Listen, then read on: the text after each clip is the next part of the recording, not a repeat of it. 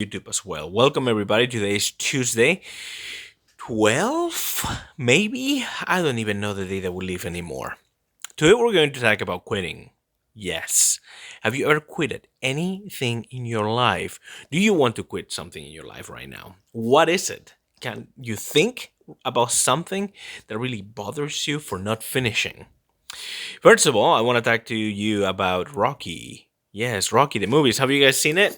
With Apollo Creed and the Russian and so my phone is here having some issues as well.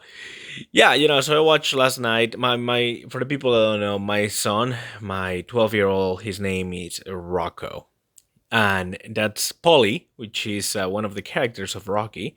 That's how he calls Rocky. He calls him Rocco, and when we watch these movies, I actually watched the whole saga from beginning to end 13, 14 years ago. And yes, what some of you are going to say, well, these movies are way older than that, dude. Why you haven't seen them before?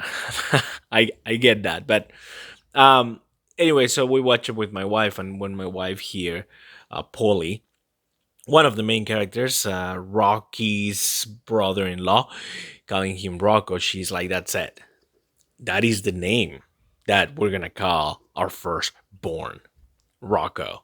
So, when we're watching a movie, I really like to just a moment. This is live, and right now somebody opened the door, which my wife is looking through the door saying, what are you doing? And I am trying to record a podcast episode. Yes, how may I help you, Nikki?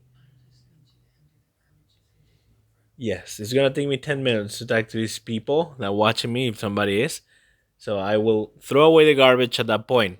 All right, so yes, so watching Rocky, and I realize how the main theme on Rocky movies is that you don't quit, right?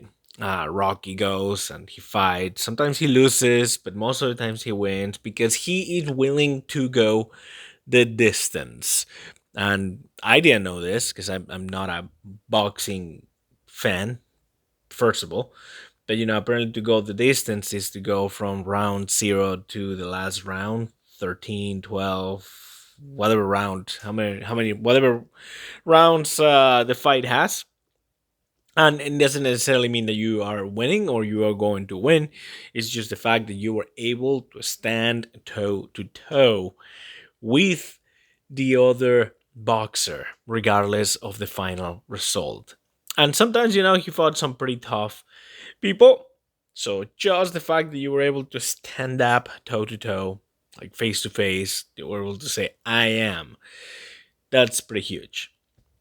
Anyway, so why am I talking about this? Freaking Rocky. Because I was looking my statistics of the podcast and YouTube too, because this is pretty much what I do. I grab the podcast that I put on Anchor. I also make it into a video and then I upload the video to YouTube. So in a way, I have the video that I need to upload every 24 hours for the YouTube algorithm, and then the Anchor episode that I'm supposed to create, or I'm trying. My goal is to create one every single day. And I was looking at the statistics, and the statistic says that the Anchor podcast estimated views is 99. Also, estimated listeners for the podcast is 99. As a 99, so almost 100. And I'm like, well, okay, cool. And then for estimated listeners, it's at 5. So according to Anchor, which by the way, this distributes the podcast across Apple Podcast, Google Podcast, Spotify, um, anyway, across some of the major platforms, of course, including Anchor, for free, which can be free, even though some of the podcast hosting out there they're not that expensive, but I I wanted to try it free because if I cannot succeed by doing it in a free way, then what's the point? Why would I go ahead and pay $15, which I don't have? I'm broke. So anyway, What I was gonna tell you is, yeah, so 99 estimated listeners, 5 listeners. So in a way, if you're listening to this, you might be one of those 5 people, and it makes you think. Well, I literally been doing this for a week, and you're like, well, what would you expect, right? I really have no name on the podcast industry, no name neither in YouTube, And when people watch the video, I notice I go to statistics and I can see how they go away, and my subscribers haven't been growing either. What that means is that I'm probably too bold. I'm talking about topics that people don't want to listen to, meaning nobody wants to listen that I'm reading the book of Barack Obama and I'm saying that the world is not racist. People want to hear what they want to hear, and I'm not giving them what they want to hear. I'm giving them facts, true reality, or my perspective of life.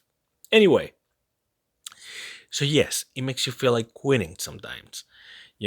I was a mortgage loan officer, and as boring as that sounds, I was selling mortgages. And when I got into a business, first of all, you gotta pass the test, and that really is a freaking nightmare. Like you gotta study and you gotta study and you gotta study. You gotta better get above 75%, I believe it. Yeah, above 75%. Unless things have changed, it was like 2.5 years ago, 3 years ago. And you gotta pass the test. Once you pass the test, now you gotta wait for your license to come, and that can take another 2 to 3 months. To pass the test, it's another 2 to 3 months. Now you're at 6 months, and then when you get it, you gotta get on the phones, and now you gotta get some practice on the phones. You gotta get some practice writing loans. That could be 2 to 3 months. The company that I work for, they really gave me absolutely no training, none at all. What I mean is that they never told me how to make cold call. They never taught me how to, how the process of selling a mortgage, and then the system was pretty messed up, in my opinion. But anyway, I had no experience in the mortgage industry. But when I got inside that industry, all I wanted to do was succeed. I put every effort, all the hours, all the work, all the sweat, all the books, everything. I tried to go the distance. And I think I did. In so many ways, I did.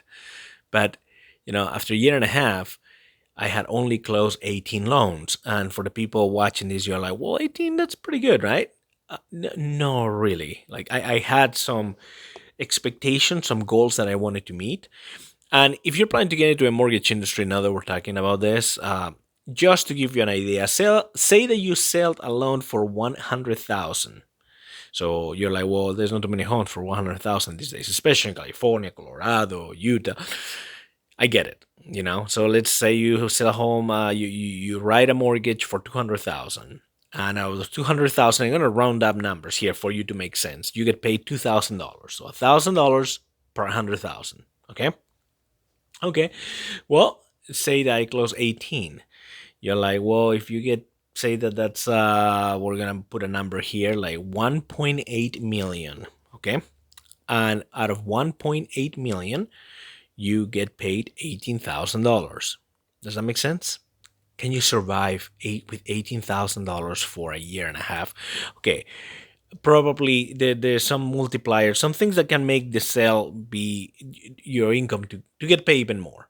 But we're gonna round it up for now. Say $20,000. Can you survive year and a half with $20,000? Pretty tough, right? So after a year and a half, I'm gonna say, I realized, look, this is not working. Either I sell more, which I try my absolutely best, but I cannot continue. So I quit. I left the mortgage industry. There's no day that passes that I cannot think of what if I would have done this? What if I could have made that extra call? What if I would have talked to people in a different way? Maybe I was approaching people in a different way. All my thoughts, everything at 100% was always me. I did something wrong. There was something in their system that I didn't get. Something that the customers needed that I didn't follow through. I didn't. There's something that I did. Anyway, to make the story short, because it's 10 minutes, I got my with the same company, different branch. I got the job back, and I'm gonna start on the 18th. So yes, I'm gonna start selling mortgages again. So the question I have to you: when is it? Even though the gurus say like you should never, never, never give up, and we all have heard that, right? You watch Rocky movies, you watch any inspirational movie, they never give up, never give up, never give up. Well, life unfortunately doesn't work that way. And I understand that the gurus are not going to agree with me. But there's times that you need to quit. Sometimes you quit too late. You've been pushing and pushing something that hasn't been giving you results for the long time. I really think that failure are indicators that change has to be made. Whether, it's harder work or you need to find out why you're not getting results. And you gotta change. You gotta do something. In this new branch that I'm gonna go work, people say that the salesmen are making $35,000, $25,000 per month. Let me repeat this: per month. These people are making around $20,000. Now, what they don't tell you, of course, is they work from bell to bell. They work a bunch of hours. They lose a lot of deals. They go through a lot of crap. That's what happens to them. But you tell me this: if I make $20,000 a month, which in the big perspective, by the way, it's not a lot. It's literally nothing. You're like, well, I would be a millionaire. Not really. Yes, you could pay most of your staff. You could have, I'm gonna say, a decent, comfortable life, I guess. But that's very selfish. That's just you. There gotta be some goals. There gotta be something that when you wake up in the morning, there gotta be some dreams that you always wanted to accomplish, but you never did because of time, money, resources, family, kids, wife, spouse, girlfriend, boyfriend, whatever it is. Yourself, you didn't think that you were capable of doing it. I mean, I don't know. All I'm trying to tell you is that that amount of money is not a lot. It can help you initiate and start a process of actually getting closer to your real goals. But this is not a lot of money. But if I was making that amount of money, definitely my life would be a lot better. Anyway, that's it. Talking about quitting. Is it a good time? Is there ever a good time to quit? Should you quit? Um, I thought about quitting doing this podcast because I feel that the turnaround for things is just not the way that I was expecting or I want. I really want in 1 week to have 100 people watching me, listening to me, and like 1,000 listeners, 1,000 plays and crap like that. Well, that's not happening. And my question is at this point, I'm like, well, if I continue doing this once a day, will the numbers keep doubling, tripling, quadrupling? Like, what's going to happen? Or maybe it's not real. Maybe the reason why I got those views is because some of my podcast episodes, like Parlor episode, is bringing a lot of attention. So that's I'm in a way I'm just playing the system. Anyway, thank you so much for watching. To the 5 people that I'm talking right now, and to the 7% of YouTube listeners that watch my videos, because I'm going to do my absolutely best not to quit and to continue going for you, for the one watching, for you, for the one listening in whatever platform you are.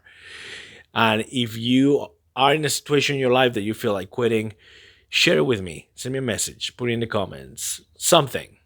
Sometimes to talk to people that are going through the same experience that you are makes a huge difference. I hope you have a great day. See ya. Bye.